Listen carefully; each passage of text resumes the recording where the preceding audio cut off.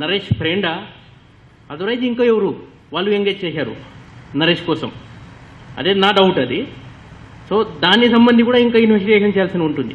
ఈ కేసు అది మీరు చూస్తున్నారు, ముందు నుంచి చాలా డ్రామాటిక్ సంఘటన జరిగినాయి మధ్యలో.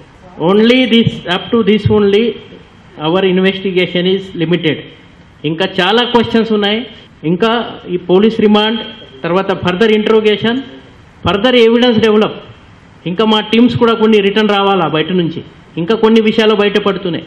ఇది చాలా కాంప్లికేటెడ్ కేసు అది. నేను అంత 22 years సర్వీస్లో ఇంత కాంప్లికేటెడ్ కేసు చూడలేదు.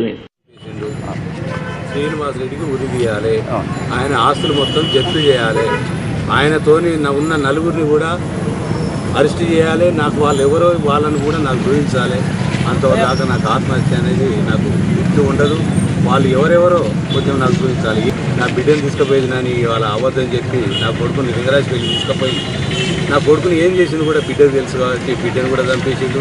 అసలు నా కొడుకుని అక్కడ కాలేసిండా ఏం చేసిండు అర్థమైతలేదు, ఏం దొరకలేదు. అక్కడ నిన్న మొత్తం ఎత్తినాం, ఉన్నాడా లేడా ఖాళీ ఇక్కడ పొందబెట్టినావా కంసకం కన్నా ప్రాణానికి ఒక 2 బొక్కలన్న దొరికితే కూడా చూసుకొని వాళ్ళ ఏడుతా అన్నా కానీ అది కూడా లేకుండా అయిపోయింది. వాళ్ళ నాకు నా ఇల్లు పుట్టిండు, ఎవరు లేరు నాకు దిక్కేవాళ్ళు. స్వాతిల హత్య కేసు సంబంధించి దేశవ్యాప్తంగా ఇలా చర్చనీయాంశం జరుగుతూ ఉంది. అంటే స్వాతంత్రం వచ్చి 70 ఏళ్ళు అయినా కూడా ఇప్పటికీ కూడా కుల దురంకార హత్యలు పరంపర సాగుతూ ఉంది. ఈ కుల దురంకార హత్యలకు బలైనటువంటి స్వాతి నరేష్ సంబంధించినటువంటి కేసు విషయంలో చట్టాన్నే ఇలా కంచే చేరివేసే విధంగా పోలీసు యంత్రాంగం పూర్తి నిర్లక్ష్యం వహించింది.